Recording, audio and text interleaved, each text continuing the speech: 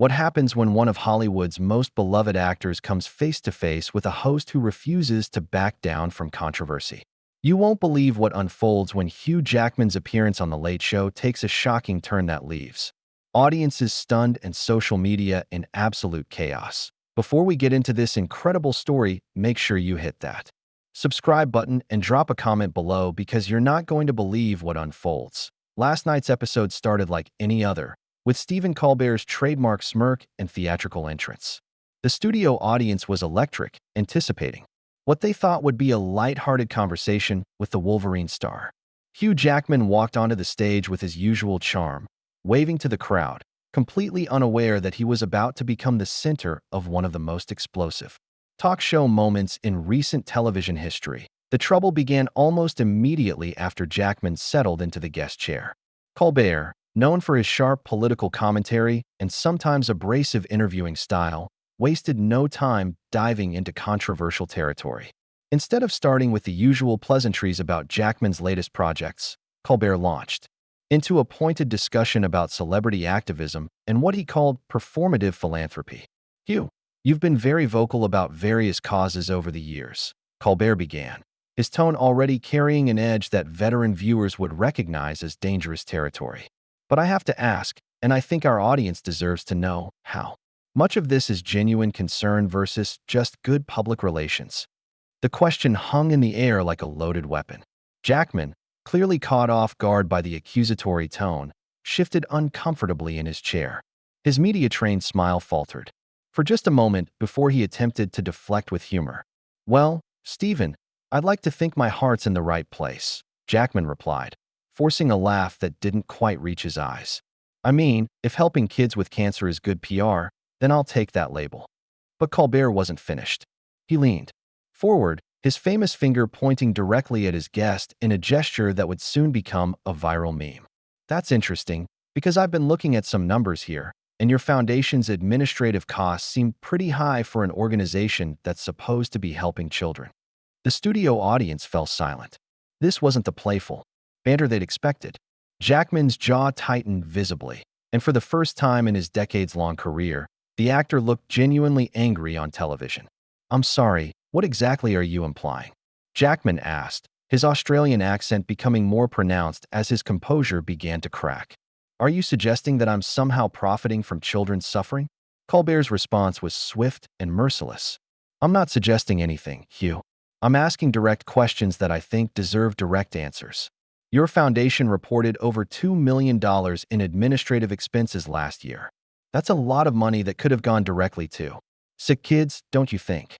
The tension in the studio was palpable now. Audience members were exchanging worried glances, and even the usually stone-faced production crew looked uncomfortable. Jackman's publicist, sitting in the front row, was frantically texting on her phone, likely trying to figure out how to salvage what was rapidly becoming a public relations nightmare. "Stephen, I think there's been some kind of misunderstanding here," Jackman said, his voice now carrying a warning tone that anyone who knew him would recognize as a sign to back off. "Those numbers you're quoting are completely out of context. Administrative costs include everything from medical equipment to transportation for families who can't afford to travel for treatment." But Colbert, perhaps sensing weakness or simply committed to his aggressive approach, pressed harder. "Context is everything, isn't it? Like the context of you living in a $40 million mansion while asking ordinary people to donate their hard-earned money to your cause." The attack was personal now, and Jackman's famous composure was crumbling in real time. His hands gripped the armrests of his chair so tightly that his knuckles turned white. The man who had charmed audiences worldwide as Wolverine was struggling to contain a very different kind of animal rage. "That's completely unfair," Jackman shot back, his voice rising for the first time. "My personal finances have nothing to do with the work we're doing to help children. And frankly, I'm offended that you'd suggest otherwise." The audience was now completely silent, sensing that they were witnessing something unprecedented. Colbert, however, seemed energized by the conflict. His eyes lit up with the kind of predatory gleam that had made him famous for skewering politicians and public figures. "Offended," Colbert repeated, his voice dripping with mock sympathy. "Hugh, you're a public figure asking for public money. Your lifestyle is absolutely relevant to that conversation. How do you justify asking a single mother working two jobs to donate to your foundation when you probably spend more on wine in a month than she makes in a year? The question was devastating in its precision, designed to make Jackman look either hypocritical or elitist. Jackman's face flushed red, and, for a moment, it seemed like he might actually lose control completely. "You know what, Stephen?"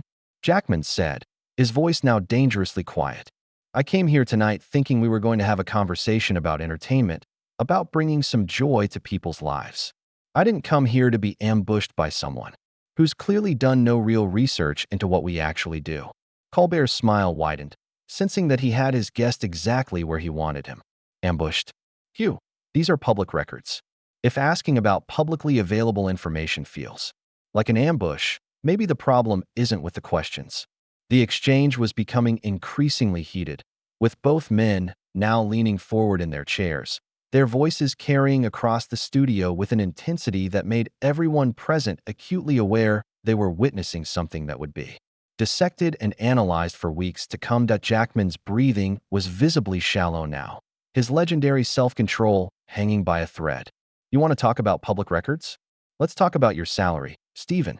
Let's talk about how much CBS pays you to sit here and tear down people who are actually trying to make a difference in the world." The counterattack caught Colbert off guard for just a moment, but he recovered quickly, his trademark smirk never wavering. "My salary is irrelevant to this conversation, Hugh. I'm not the one asking people to donate to a cause while living in luxury." But something in Colbert's tone, perhaps the dismissive way he waved off Jackman's point, seemed to push the actor over an invisible line. The man who had spent his career being universally loved was about to show a side of himself that no one had ever seen before, and the confrontation was about to reach a point of no return that would change everything. The studio lights seemed to burn hotter as Jackman's composure finally began to crack in earnest. His eyes, usually warm and inviting, had taken on a steely glint that anyone familiar with his Wolverine performances would recognize. But this wasn't acting. This was raw, unfiltered anger from a man who had been pushed too far. "You know what, Stephen?" Jackman said, his voice now carrying a dangerous edge that made several audience members shift uncomfortably in their seats. "I think I understand what this is really about. You're sitting here attacking my character, questioning my motives, because you can't stand the fact that some of us actually get off our asses and do something meaningful with our success." The personal attack hit Colbert like a physical blow. His trademark smirk faltered for the first time that evening, replaced by something much more sinister. The host's eyes narrowed as he realized his guest was no longer playing by the usual celebrity interview rules. "Excuse me." Colbert's voice dropped to a whisper that somehow carried more menace than any shout. "Are you suggesting that I don't contribute to society? That sitting here every night, holding powerful people accountable, isn't meaningful work?" Jackman let out a harsh laugh that contained no humor whatsoever. "Holding people accountable? Is that what you call this character assassination? Stephen, you're not a journalist. You're an entertainer who's forgotten the difference between satire and cruelty." The audience was now completely silent, sensing that they were witnessing something that would be talked about for years. Even the cameramen seemed frozen, unsure whether to keep filming or look away from the train wreck unfolding before them. Colbert's face flushed red as he leaned forward aggressively. "Character assassination? Hugh, I asked you about publicly available financial records. If that feels like assassination, maybe you should examine why transparency makes you so uncomfortable." "Transparency." Jackman's voice rose to a level that made the studio microphones crackle. "You ambushed me with half-truths and twisted statistics. You turned what should have been a conversation about bringing joy to people into a witch hunt, designed to make me look like a fraud." The confrontation had now reached a fever pitch that no one in the studio had ever witnessed. Colbert, perhaps realizing he had pushed too far, but unable to back down without losing face, doubled down on his attack. "A witch hunt?" Colbert's voice dripped with sarcasm. You're a public figure who asks for public money. Every dollar of your foundation's spending should be scrutinized. If you can't handle that scrutiny, maybe you shouldn't be running a charity."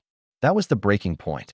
Jackman's face went from red to white in an instant, and when he spoke, His voice carried the kind of controlled fury that made everyone in the studio instinctively lean back. "You sanctimonious piece of garbage," Jackman said, his words cutting through the studio like a blade. "You sit here night after night, hiding behind your desk, taking cheap shots at people who are actually trying to make a difference. When's the last time you visited a children's hospital, Stephen? When's the last time you held a dying child's hand?" The personal nature of the attack stunned everyone present. Colbert's mouth fell open, clearly unprepared for such a direct assault on his character. But Jackman wasn't finished. "You want to talk about my foundation's expenses?" Jackman continued, his voice now shaking with barely contained rage. "Last month, we flew a 7-year-old girl with leukemia and her entire family from Perth to New York so she could receive treatment that saved her life. That's what those administrative costs pay for, you cynical bastard." The audience gasped, audibly at the profanity, but Jackman was beyond caring about television standards or his public image. Years of media training had evaporated in the face of what he saw as a fundamental attack on his integrity. Colbert, clearly shaken but trying to maintain his composure, attempted to regain control of the interview. "Hugh, I think you need to calm down. This is live television, and don't you dare tell me to calm down." Jackman exploded, half rising from his chair. "You spent the last 10 minutes trying to destroy my reputation on national television, and now you want me to calm down?" The security guards stationed around the studio began to move closer, though they seemed unsure of what exactly they were supposed to do. This wasn't a physical altercation, but the verbal violence was unlike anything they had ever witnessed on the show. Colbert, perhaps sensing that he was losing control of the situation entirely, tried a different approach. "Hugh, I understand. You're passionate about your work, but my job is to ask tough questions. That's what journalism is." "Journalism?" Jackman's laugh was bitter and cold. "Stephen, you're not a journalist. You're a performer who's convinced himself that tearing people down is the same as building society up. You're the worst kind of bully, the kind who thinks they're righteous." The words hung in the air like a death sentence. Colbert's face went through a series of expressions: shock, anger, hurt, and finally, something that looked almost like recognition. But instead of backing down, he seemed to harden further. "You know what, Hugh?" Colbert said, his voice now matching Jackman's intensity. "Maybe you're right. Maybe I am a bully. But at least I'm not a hypocrite who lives in a mansion while asking working people to fund my ego projects." The studio fell into a silence so complete that the hum of the air conditioning seemed deafening. Jackman stared at Colbert with a mixture of disgust and disbelief, as if he couldn't quite process what he had just heard. "Ego projects," Jackman repeated, his voice barely above a whisper. "Stephen, we've helped over 3,000 children receive medical treatment they couldn't otherwise afford. We've reunited families. We've given hope to people who had none. And you call that an ego project?" Colbert, perhaps realizing he had gone too far but unable to find a way back, pressed forward with the kind of desperate aggression of someone who knows they're losing a fight. "How many of those 3,000 children could have been helped if you hadn't spent $2 million on administration?" Colbert shot back. "How many more could have been saved if you had donated that $40 million mansion instead of just asking other people to sacrifice?" The question was designed to be devastating, and it achieved its goal. Jackman's face went completely pale, and for a moment, he seemed to struggle for words.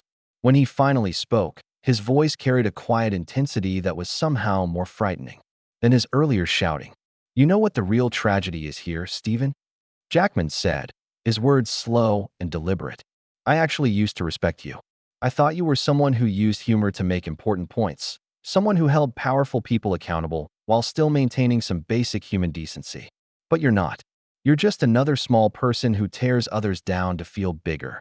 The personal nature of the attack clearly wounded Colbert, but he refused to show weakness.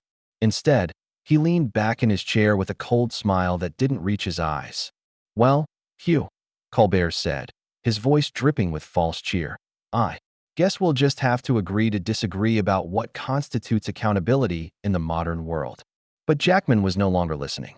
Something in his expression had changed, a kind of resolution settling over his features that suggested he had made a decision that would shock everyone in the studio. The confrontation was about to reach its explosive climax, and nothing would ever be the same again.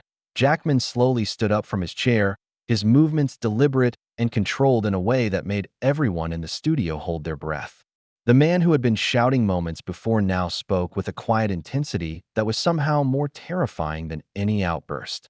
"You know what, Stephen?" Jackman said, his voice cutting through the silence like a surgeon's blade. "I think our audience deserves to know who they're really watching every night. They deserve to know what kind of man sits behind that desk, judging everyone else's moral character." Colbert's confident smirk finally disappeared completely, replaced by something that looked suspiciously like fear. "Hugh, I think you should sit down. You're clearly upset, and upset." Jackman's laugh was cold and mirthless. "Stephen, I'm not upset. I'm enlightened. Do you want to know what I learned about you before I came on this show tonight? Do you want to know what my people found when they did their research?" The studio fell into a silence so complete that the sound of someone's phone vibrating in the audience seemed deafening. Colbert's face went white, and for the first time all evening, he looked genuinely rattled. "Hugh, whatever you think you know," Colbert began, but Jackman cut him off with a gesture. "CBS pays you $23 million a year to sit behind this desk," Jackman said, his voice carrying to every corner of the studio. $23 million to judge other people's charity work. And do you know how much you donated to charity last year, Stephen? How much of that massive salary went to helping anyone other than yourself?" Colbert's mouth opened and closed like a fish gasping for air. The question hung in the studio air like a weapon waiting to be fired. My charitable giving is a private matter," Colbert stammered, his usual eloquence completely deserting him. "Private?" Jackman's voice rose again, filled with righteous indignation. "My charitable giving wasn't private when you decided to attack it on national television. But yours is? How convenient for you, Stephen." The audience was now completely transfixed, sensing that they were witnessing something unprecedented. Even the production crew had stopped what they were doing to watch the confrontation unfold. Jackman took a step closer to Colbert's desk, his presence now dominating the entire studio. "You want to know the truth about Stephen Colbert's charitable giving? Zero. He donated exactly $0 to charity last year. $23 million in salary, and not a single penny went to help anyone else." The revelation hit the studio like a physical blow. Gasps echoed from the audience, and even the hardened production crew looked shocked. Colbert's face went from white to red and back to white again.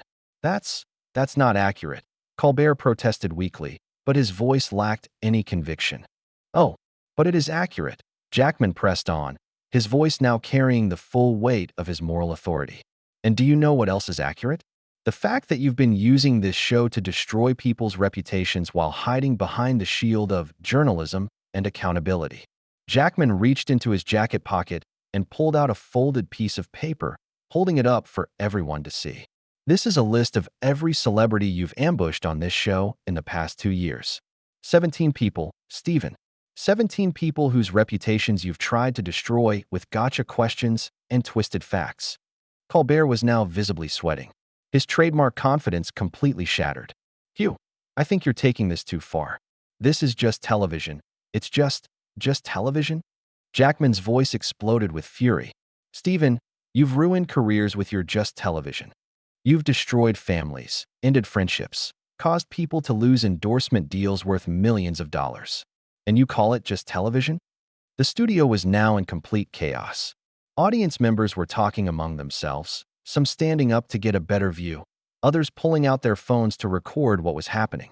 The security guards looked confused, unsure whether to intervene or let the confrontation continue. Jackman moved even closer to Colbert's desk, his presence now completely overwhelming the host. "You want to know what real accountability looks like, Stephen? Real accountability is admitting when you've become the very thing you claim to fight against. Real accountability is acknowledging that you've turned into a bully who hides behind the pretense of journalism." Colbert tried one last desperate attempt to regain control. "Hugh, I understand you're angry, but personal attacks aren't going to solve." "Personal attacks?" Jackman's interruption was swift and merciless. "Stephen, you spent the entire evening making personal attacks on my character, my integrity, my family's lifestyle. But when I respond with facts about your behavior, suddenly, it's inappropriate. The hypocrisy was so blatant that even Colbert seemed to realize he had no defense. His shoulders sagged as if all the fight had gone out of him. Jackman straightened up, his decision clearly made. "You know what, Stephen? I'm done. I'm done with this conversation. I'm done with this show, and I'm done pretending that what you do here has any value to society." He turned to address the audience directly, his voice carrying an authority that commanded attention. "Ladies and gentlemen, you deserve better than this. You deserve entertainment that uplifts rather than tears down. You deserve hosts who use their platform to build people up, not destroy them for ratings." The audience was completely silent, hanging on every word. Even the production crew had stopped all pretense of working to listen to what was happening. Jackman turned back to Colbert one final time, his voice now carrying a note of genuine sadness.